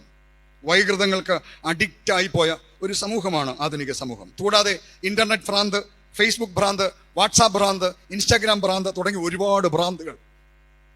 ഈ ഭ്രാന്ത ലോകത്തിലാണ് നമ്മൾ ജീവിക്കുന്നത്. നൂറ്റാണ്ടുകൾക്ക് മുമ്പ് ഒരാൾ വിളിച്ചു കേരളം ഭ്രാന്താലയമാണ് എന്ന്. അത് നമ്മുടെ മുമ്പിൽ നമ്മൾ കണ്ടുകൊണ്ടിരിക്കുകയാണ്. ഇവിടേക്ക് അതിപ്രസരം കാരണം ഒരു തലമുറയുടെ ജീവിതത്തിന് ദൈവവും ദൈവികതയും പടിയിറങ്ങിപ്പോയി. പ്രിയപ്പെട്ടവരെ, വിശുദ്ധ കുർബാന പോലും മര്യാദയ്ക്ക് അറ്റൻഡ് ചെയ്യാൻ നമുക്ക് കഴിയുന്നുണ്ടോ ഇന്ന്? ഭയഭക്തിയോടെ ഒരു വിശുദ്ധ കുർബാനയിൽ അറ്റൻഡ് ചെയ്യാവോ? ഞാൻ പല സ്ഥലത്തും പറഞ്ഞ ഒരു അനുഭവം. കോവിഡ് കാലത്ത് ഞാൻ തിരുവനന്തപുരം മെഡിക്കൽ കോളേജ് പള്ളിയുടെ വികാരിയാണ്. എൻ്റെ പാഴ്സനേൻ്റെ തൊട്ടടുത്താണ് മെഡിക്കൽ കോളേജ്. അവിടെ പല ഓട്ടോറിക്ഷ സ്റ്റാൻഡുകളും ഒരുപാട് തിരക്കുള്ള ഒരു സ്ഥലമാണ്. കോവിഡ് കാലമാണ്, നിയന്ത്രിതമായ ആളുകൾക്ക് വരാൻ പറ്റുള്ളൂ. അതുകൊണ്ട് വലിയ തിരക്കില്ലാത്ത സമയം. ഞാനൊരു ദിവസം വൈകുന്നേരം ഈ മെഡിക്കൽ കോളേജ് പള്ളിയുടെ അടുത്തേക്ക് നടക്കുമ്പോൾ അവിടെ ഒരു വലിയ ഗണപതി വിഗ്രഹം ഇരിപ്പുണ്ട് മെഡിക്കൽ കോളേജിന് മുമ്പിൽ. അത് കണ്ടിട്ടുള്ള ആളുകൾക്കറിയാം, ഒരു പടുകൂറ്റൻ ഒരു ഗണപതി വിഗ്രഹമുണ്ട്. ആ റോഡ് വഴി പോകുന്ന ഭക്തരൊക്കെ അതിന് മുമ്പിൽ നിന്ന് വണങ്ങിയിട്ടാണ് പോകുന്നത്. ചെറുത് മഴ പെയ്ത് കിടക്കുകയാണ്. അന്ന് ദാനിയേൽ വർഗീസ് എൻ്റെ തൊട്ടടുത്ത പള്ളിയിൽ വികാരിയാണ്. മഴ പെയ്ത് വെള്ളം കെട്ടി കിടപ്പുണ്ട്. ഞാൻ ആ സൈഡിൽ കൂടെ നടക്കുമ്പോൾ ഒരു മനുഷ്യൻ, ഒരു ഭക്തനായ മനുഷ്യൻ അതിലേ വരുന്നു. നടന്നു വന്ന ഒരു മനുഷ്യൻ അവിടെ വന്ന് ഈ ഗണപതി വിഗ്രഹത്തിന് മുമ്പിൽ കൈകൂപ്പി നിൽക്കുകയാണ്. ആ സമയത്ത് ഞാൻ അദ്ദേഹത്തെ ശ്രദ്ധിച്ചാൽ അല്പം മാറി അങ്ങോട്ട് നിന്നു. ഉടനെ ഒരു ഓട്ടോറിക്ഷ അതിലേ വന്നു. ആ ഓട്ടോറിക്ഷക്കാരൻ ഒരു മര്യാദയില്ലാത്തവനായിട്ട് ആ പെയ്ത് കിടന്ന പെയ്ത്ത് വെള്ളത്തിൽ കൂടെ ഓട്ടോറിക്ഷ അടിച്ച് തെറിപ്പിച്ചൊരൊറ്റ പോക്കാണ്. ഈ ഗണപതി വിഗ്രഹത്തിന് മുമ്പിൽ കൈകൂപ്പി നിന്ന മനുഷ്യൻ ഒന്ന് തിരിഞ്ഞു നോക്കണമല്ലോ. അവൻ്റെ തല മുതൽ പാദം വരെ ചെളിവെള്ളം തെറിച്ചിട്ട് അവൻ അനങ്ങാതെ നിൽക്കുകയാണ്. ഈ ഗണപതി വിഗ്രഹത്തിന് മുമ്പിൽ കൈകൂപ്പി നിന്ന് പ്രാർത്ഥിക്കണം. അവൻ്റെ ശരീരം മുഴുവൻ ചെളിവെള്ളം തെറിച്ചിട്ട് അനങ്ങാതെ നിൽക്കുകയാണ്. പിറ്റേ ദിവസം രാവിലെ അഭിമന്യ തിരുമേനി പൂലാത്തേനിൽ നിന്ന് വിശുദ്ധ കുർബാന അനുഷ്ഠിക്കുകയാണ്. അന്ന് അവിടെ നിന്ന് വിശുദ്ധ കുർബാന ആരംഭിക്കാഞ്ഞുകൊണ്ട് ഭക്തിയോടുകൂടെ ഇത് കണ്ടുകൊണ്ടിരിക്കുകയാണ്. കണ്ടപ്പോൾ എന്നെ സങ്കടപ്പെടുത്തിയത്, കുർബാന തുടങ്ങി 10 മിനിറ്റകം 300 പേരാണ് ലൈക്ക്, സൂപ്പർ, ഖലക്ക്, കുർബാന കാണുകയാണ്. എന്നിട്ട് താങ്കാണ്, സൂപ്പർ, എക്സലന്റ്, കൈയടിക്കുന്നു, റോസാപ്പൂ അയക്കുന്നു. എന്ത് ബോധമാണ് നിനക്ക്? മെത്രാപ്പൊലീത്ത തിരുമേനി കുർബാന കൊല്ലുമ്പോൾ നിന്റെ കൈ കണ്ടില്ലെങ്കിൽ തിരുമേനി കുർബാന കൊല്ലത്തില്ലേ? എന്താണ് അർത്ഥം അറിയോ? നിനക്ക് യാതൊരു ബോധവുമില്ല. നീ എന്ത് ശുശ്രൂഷയാണ് കാണുന്നതെന്ന് അറിഞ്ഞുകൂടാ. ഞാൻ പറഞ്ഞ 2 കാര്യം കൂടെ കേട്ടായിരുന്നു. ഒരു മനുഷ്യൻ ഒരു ഗണപതി വിഗ്രഹത്തിന് മുമ്പിൽ നിന്ന് കൈകൂപ്പി പ്രാർത്ഥിച്ചപ്പോൾ അവൻ്റെ ശരീരത്തിൽ മുഴുവൻ ചെളിവെള്ളം തെറിച്ചിട്ട് തിരിഞ്ഞു നോക്കാതെ പ്രാർത്ഥിച്ച മനുഷ്യന്റെ മുമ്പിലാണ് നാണമില്ലാത്ത ക്രിസ്ത്യാനി വിശുദ്ധമായ കുർബാന ചൊല്ലുമ്പോൾ പോലും മെസ്സേജ് അയക്കാനും എന്തൊക്കെ അതിൻ്റെ വായി വരുന്ന നിർത്തുകയാണതാണ്. പ്രിയപ്പെട്ടവരെ, ഇവയുടെയൊക്കെ അതിപ്രസരം കാരണം നമ്മൾ ഏതവസ്ഥയിൽ എത്തിയിരിക്കുന്നു എന്ന് ഓർക്കണം. ഇന്ന് കുട്ടികളെ എന്ത് പറ്റി? അതുകൊണ്ട് ഇന്ന് കുട്ടികളെയൊക്കെ ശ്രദ്ധിച്ചാൽ 4 പേര് കൂടുന്നിടത്തോ വഴിവക്കിലോ ഒക്കെ അവരെല്ലാവരും ഒരു ഫോണിലോ മറ്റെന്തെങ്കിലും ഒരു സാധനത്തിലോ നോക്കി നിൽക്കുന്നത് കാണാം.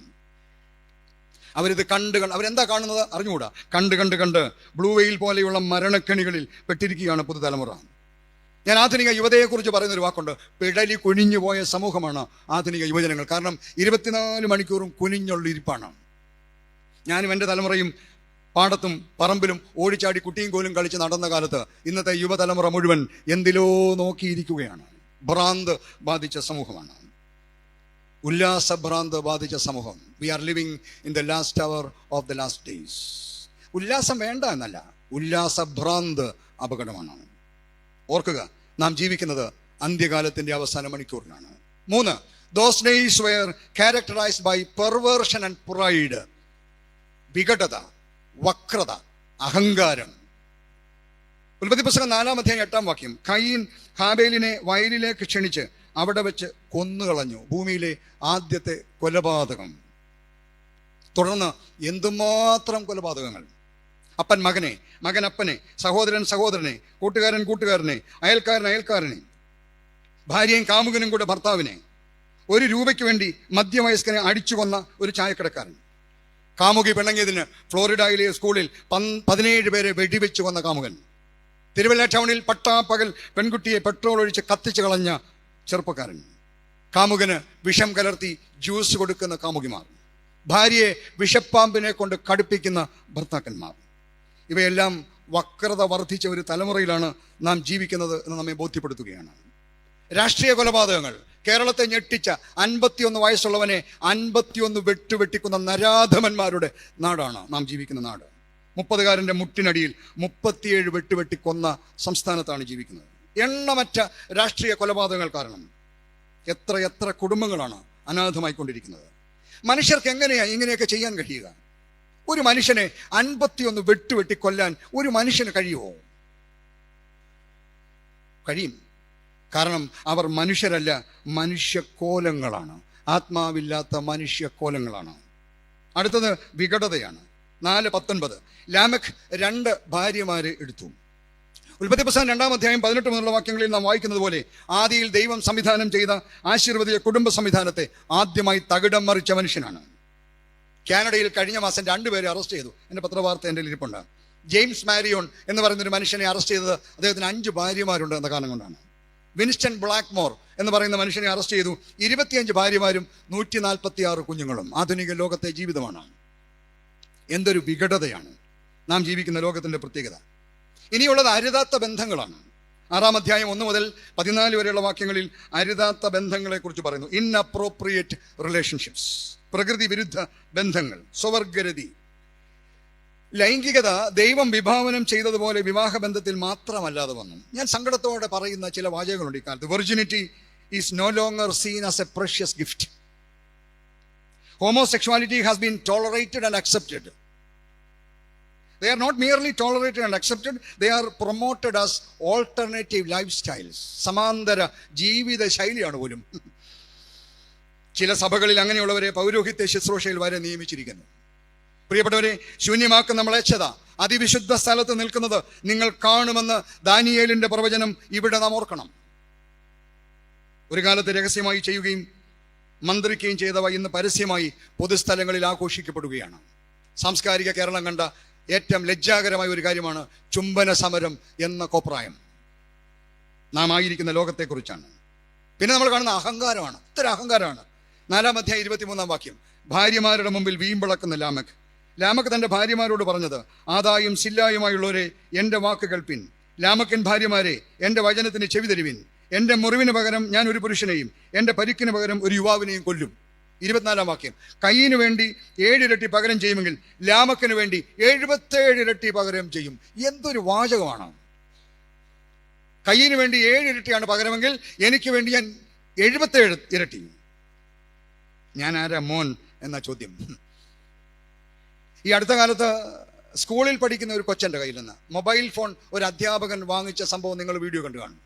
ആ സ്കൂളിൽ പഠിക്കുന്ന കൊച്ചൻ അധ്യാപകനോട് പറയാണ്, ഞാൻ കൊന്നു കുഴിച്ചിടുമെന്ന്. സ്കൂളിൽ പഠിക്കുന്ന ഒരു കുട്ടി ഒരു അധ്യാപകനോട് പറയാണ്. നാം എത്തി നിൽക്കുന്ന കാലം മനസ്സിലായോ? ഇന്ന് ആരെയും വകവയ്ക്കാത്ത കാലമാണ്, ആരെയും പേടിയില്ലാത്ത കാലമാണ്. പ്രിയപ്പെട്ടവരെ, സാംസ്കാരിക കേരളം തലകുനിക്കേണ്ട വാർത്തയാണ് എറണാകുളം മഹാരാജാസ് കോളേജിലെ പ്രിൻസിപ്പലിന്റെ കസേര പ്രതീകാത്മകമായി കത്തിച്ചത്. കാലടി സർവകലാശാലയിൽ അന്ന് വൈസ് ചാൻസലറായിരുന്ന ഡോക്ടർ KS രാധാകൃഷ്ണൻ മനോരമ പത്രത്തിൽ പിറ്റേ ദിവസം അതിനെക്കുറിച്ചൊരു വാർത്ത എഴുതി. അദ്ദേഹം ഇങ്ങനെയാണ് എഴുതിയത്: പ്രിൻസിപ്പൽ ഇരിക്കുന്ന കസേര കത്തിച്ച് പ്രതീകാത്മക ശവദാഹം നടത്തുന്ന കുട്ടികളൊന്ന് ഓർക്കണം, അവർ ഗുരുത്വക്കേട് ഇരന്നു വാങ്ങുകയാണ്. അഹങ്കാരമാണ് ആധുനിക ലോകത്തിന്റെ മുദ്രാവാക്യം. ആരും മോശക്കാരല്ല. ലോക നേതാക്കന്മാരും രാഷ്ട്രീയ നേതാക്കന്മാരും മത നേതാക്കന്മാരും എല്ലാം അഹങ്കാരികളായി മാറുകയാണ്. അതിൻ്റെ ദോഷഫലമാണ് ലോകം മുഴുവൻ അനുഭവിക്കുന്നത്. വേദപുസ്തകത്തിന് എത്രയോ ഉദാഹരണങ്ങളുണ്ട്. ഭറവോൻ എന്ന ഭരണാധികാരി യഹോവ എന്ന ദൈവത്തെ വെല്ലുവിളിക്കുന്ന വാചകം വേദപുസ്തകത്തോട്. അവൻ ആരാണ്? യഹോവ ആരാണ് ഞാൻ അവനെ പേടിക്കാനെന്നാണ് ഭറവോ ചോദിച്ചത്. എന്ത് പറ്റി? ഒരു കുടുംബം, ഒരു സമൂഹം, ഒരു രാജ്യം കുട്ടിച്ചോറായി പോയി ഒരുത്തൻ്റെ അഹങ്കാരം കാരണം. പണക്കാരനായ നാബാൽ എന്ന് പറയുന്ന ഇഡിയറ്റിനെ കുറിച്ച് അവൻ്റെ പേരിൻ്റെ അർത്ഥമാണ് ഞാൻ പറഞ്ഞു കേട്ടോ. ഇഡിയറ്റ് എന്ന വേദ അർത്ഥം. അവൻ ഭോഷനാണ് എന്ന് അവൻ്റെ ഭാര്യ തന്നെ പറഞ്ഞു. നാബാൽ എന്ന് പറയുന്ന പണക്കാരൻ രാജാവാകാൻ പോകുന്ന ദാവീദിനെ കുറിച്ച് ദാവീദ് ആരാടാ? ഇശായിയുടെ പുത്രൻ ആരാന്നാണ് അവൻ്റെ വിചാരം. എന്തോ പറ്റി നമുക്കറിയാം. ഹാർട്ട് അറ്റാക്ക് വന്ന് തട്ടിപ്പോയി. ആത്മീയ നേതാക്കൾ എന്തൊരു അഹങ്കാരമാണ്. അഹരോനും മിറിയാമും സ്വന്തം സഹോദരൻ മോശയ്ക്കെതിരെ സംസാരിക്കുന്ന പുറപ്പാട് പുസ്തകത്തിൽ എഴുതിയിട്ടില്ലേ? ദൈവം എന്നാ മോശയോട് മാത്രമേ സംസാരിക്കത്തുള്ളൂ, ഞങ്ങളോട് സംസാരിക്കത്തില്ലേ? ഉണ്ടായ ഫലം അറിയാമല്ലോ, കുഷ്ഠരോഗം ബാധിച്ചു പോയി. പ്രിയപ്പെട്ടവരെ, ഓർക്കുക, നാം അന്ത്യകാലത്തിൻ്റെ അവസാന മണിക്കൂറിലാണ് ജീവിക്കുന്നത്. അതുകൊണ്ട് നമ്മൾ എന്ത് ചെയ്യണം? ഞാൻ എൻ്റെ ധ്യാനം അവസാനിപ്പിക്കാൻ പോവുകയാണ്. ലൂക്കോസ് 21:28. ഇത് സംഭവിച്ചു തുടങ്ങുമ്പോൾ നിങ്ങളുടെ വീണ്ടെടുപ്പ് അടുത്തു വരുന്നത് കൊണ്ട് നിവർന്ന് തലപൊക്കുവിൻ. നിരണന്മാരാമൻ ഭദ്രാസനത്തിൻ്റെ കൺവെൻഷനിൽ ഇന്ന് രാത്രി ഇവിടെ കൂടി വരയ്ക്കുന്ന പ്രിയപ്പെട്ടവരെ, ഈ രാത്രി എനിക്ക് നിങ്ങളോട് വിളിച്ചു പറയാനുള്ളത്, stand straight and look up. Stand straight and look up. നിവർന്ന് നിന്ന് തലപൊക്കി നീ പ്രാർത്ഥിക്കേണ്ട കാലമാണ്. അതിൻ്റെ ബാക്കി വാക്യങ്ങൾ കൂടെ ഞാനൊന്ന് വായിച്ച് കേൾപ്പിക്കാം. ലൂക്കോസ് 21:29 മുതൽ. ഒരു ഉപമയും അവരോട് പറഞ്ഞു, ശ്രദ്ധയോടെ കേൾക്കണം. അത്തി മുതലായ സകല വൃക്ഷങ്ങളെയും നോക്കുവിൻ. അവ തളിർത്തിരിക്കുന്നത് നിങ്ങൾ കാണുമ്പോൾ വേനൽ അടുത്തിരിക്കുന്നു എന്ന് സ്വതവേ അറിയുന്നുവല്ലോ. ഔവണ്ണം തന്നെ ഇത് സംഭവിക്കുന്നത് കാണുമ്പോൾ ദൈവരാജ്യം അടുത്തിരിക്കുന്നു എന്ന് ഗ്രഹിപ്പിൻ. സകലവും സംഭവിക്കുമ്പോഴും ഈ തലമുറ ഒഴിഞ്ഞു പോകയില്ല എന്ന് ഞാൻ സത്യമായിട്ട് നിങ്ങളോട് പറയുന്നു. ആകാശവും ഭൂമിയും ഒഴിഞ്ഞു പോകും, എൻ്റെ വചനങ്ങളോ ഒഴിഞ്ഞു പോകയില്ല. അടുത്ത വാചകം ശ്രദ്ധിച്ചോണം. നിങ്ങളുടെ ഹൃദയം അതിഭക്ഷണത്താലും മദ്യപാനത്താലും ഉപജീവന ചിന്തകളാലും ഭാരപ്പെട്ടിട്ട് ആ ദിവസം നിങ്ങൾക്ക് പെട്ടെന്ന് കെണി പോലെ വരാതിരിപ്പാൻ സൂക്ഷിച്ചുകൊള്ളുവിൻ. അവ സർവ്വഭൂതലത്തിലും വസിക്കുന്ന ഏവർക്കും വരും. ആകയാൽ ഈ സംഭവിപ്പാനുള്ള എല്ലാറ്റിനും ഒഴിഞ്ഞു പോകുവാനും മനുഷ്യപുത്രന് മുമ്പിൽ നിലനിൽപ്പാനും നിങ്ങൾ പ്രാപ്തരാകേണ്ടതിന് ശ്രദ്ധിക്കുക. സദാകാലവും ഉണർന്നും പ്രാർത്ഥിച്ചും കൊണ്ടിരിപ്പൻ. പ്രിയപ്പെട്ടവരെ, മത്തായി എഴുതിയിരിക്കുന്നത് പോലെ ഒന്നും തിരിച്ചറിയാതെ തിന്നും കുടിച്ചും വിവാഹം കഴിച്ചും വിവാഹത്തിന് കൊടുത്തും നടക്കുന്നത് മതിയാക്കുവിൻ. എൻ്റെ സഹോദരങ്ങളെ, ഒന്നും തിരിച്ചറിയാതെ കുനിഞ്ഞു നടക്കുന്നത് മതിയാക്കുവിൻ, നിവർന്ന് തലപൊക്കുവിൻ. ദൈവജനമേ, ദിനവൃത്താന്ത ചരിത്രകാരൻ വിളിച്ചു പറയുന്നത് ശ്രദ്ധിക്കൂ. 2 ദിനവൃത്താന്തം 7:14. എൻ്റെ നാമം വിളിക്കപ്പെട്ടിരിക്കുന്ന എൻ്റെ ജനം തങ്ങളെ തന്നെ താഴ്ത്തി പ്രാർത്ഥിച്ച് എൻ്റെ മുഖം അന്വേഷിച്ച് തങ്ങളുടെ ദുർമാർഗങ്ങളെ വിട്ടുതിരിയുമെങ്കിൽ ഞാൻ സ്വർഗത്തിൽ നിന്ന് കേട്ട് അവരുടെ പാപം ക്ഷമിച്ച് അവരുടെ ദേശത്തിന് സൗഖ്യം വരുത്തി കൊടുക്കും. ഒരു കാര്യം ഓർക്കണം, നോഹയുടെ കാലത്ത് ദൈവം താൻ സൃഷ്ടിച്ച ഭൂമിയെ തകർത്ത് കളഞ്ഞു. അത് വീണ്ടും സംഭവിക്കാൻ പോകുന്നു. അതിനു മുമ്പ് യഹോവ ഒരു കാര്യം ചെയ്തു. ഉൽപ്പത്തി 7:17. യഹോവ പെട്ടകത്തിൻ്റെ വാതിൽ അടച്ചു കളഞ്ഞു. The door of salvation will not be opened forever or for always. It will be closed very soon. രക്ഷയുടെ വാതിൽ എക്കാലവും തുറന്നു കിടക്കുമെന്ന് വിചാരിക്കരുത്. അതുകൊണ്ട് വെളിപ്പാട് പുസ്തകം, വേദപുസ്തകത്തിലെ അവസാനത്തെ പുസ്തകം, അതിൻ്റെ അവസാനത്തെ അധ്യായം, വെളിപ്പാട് പുസ്തകം 22-ാം അധ്യായം 10-ാം വാക്യത്തിൽ നാം വായിക്കുന്നു, സമയം അടുത്തിരിക്കയാൽ ഈ പുസ്തകത്തിലെ പ്രവചനം മുദ്രയിടരുത്. ഡോണ്ട് ക്ലോസ് ദിസ് പ്രോഫസി എന്ന് പരിശുദ്ധനോ പറയുകയാണ്. അതിൻ്റെ അർത്ഥം എന്നറിയാമോ? ഇനി ക്ലോസ് ചെയ്യാൻ ടൈമില്ല. The time is here, right here. അതുകൊണ്ട് ഈ പ്രവചനത്തിന് മുദ്രയിടരുത്. എന്നിട്ട് ഇൻഡിഫറൻ്റായ മനുഷ്യ കോലങ്ങളോട് പറയുകയാണ്. വെളിപ്പാട് 22:11. അനീതി ചെയ്യുന്നവൻ ഇനി അനീതി ചെയ്യട്ടെ, അഴുക്കുള്ളവൻ ഇനിയും അഴുക്കാടട്ടെ. ദൈവമക്കളോട് പറയാണ്, നീതിമാൻ ഇനിയും നീതി ചെയ്യട്ടെ, വിശുദ്ധൻ ഇനിയും തന്നെ തന്നെ വിശുദ്ധീകരിക്കട്ടെ. ഇതാ ഞാൻ വേഗം വരുന്നു. യേശു കർത്താവിൻ്റെ അവസാന യെരുശലേം യാത്രയിൽ യെരുശലേമിനെ സമീപിച്ചു കഴിഞ്ഞപ്പോൾ യേശു കർത്താവ് യെരുശലേമിനെ നോക്കി വിലപിക്കുന്ന ഒരു രംഗം വിശുദ്ധ ലൂക്കോസ് 19 എഴുതിയിട്ടുണ്ട്. യേശു പറയുകയാണ്, യെരുശലേമേ, ഈ നാളുകളിൽ നിന്റെ സമാധാനത്തിനുള്ളത് നീ അറിഞ്ഞുവെങ്കിൽ കൊള്ളായിരുന്നു. ഇപ്പോഴോ അത് നിന്റെ കണ്ണിന് മറഞ്ഞിരിക്കുന്നു. Because you are not aware. പ്രിയപ്പെട്ടവരെ, ഞാൻ അവസാനിപ്പിക്കുകയാണ്. നിരണമാരാമൺ ഭദ്രാസനത്തിൻ്റെ 2026 വാർഷിക കൺവെൻഷന്റെ ആദ്യ രാത്രി ഈ ദേവാലയത്തിൽ തടിച്ചുകൂടിയിരിക്കുന്ന ജനത്തോട് ഞാൻ വിളിച്ചു പറയുന്നു, കുനിഞ്ഞ് നടക്കുന്നത് മതിയാക്കുവിൻ, നിവർന്ന് തലപൊക്കുവിൻ. മാർത്തോമാ സഭയെ, കുനിഞ്ഞ് നടക്കുന്നത് മതിയാക്കുവിൻ, നിവർന്ന് തലപൊക്കുവിൻ. നിരണന്മാരാമൻ ഭദ്രാസനമേ, ഇനിയെങ്കിലും കുനിഞ്ഞു നടക്കുന്നത് മതിയാക്കുവൻ, നിവർന്ന് തലവെക്കുവൻ. Stand straight and look up. വൈദിക സമൂഹമേ, ഇനിയും കുനിഞ്ഞു നടക്കുന്നത് മതിയാക്കുവൻ, നിവർന്ന് തലവെക്കുവൻ. വിശ്വാസ ജനമേ, ഇനിയും കുനിഞ്ഞു നടക്കുന്നത് മതിയാക്കുവൻ, നിവർന്ന് തലവെക്കുവൻ. ഈ നാളുകളിൽ നിന്റെ സമാധാനത്തിനുള്ളത് നീ അറിഞ്ഞുവെങ്കിൽ കൊള്ളായിരുന്നു. We are living in the last hour of the last days. ദൈവം നമ്പുരാൻ നമ്മെ എല്ലാവരെയും അനുഗ്രഹിക്കട്ടെ. അവസരം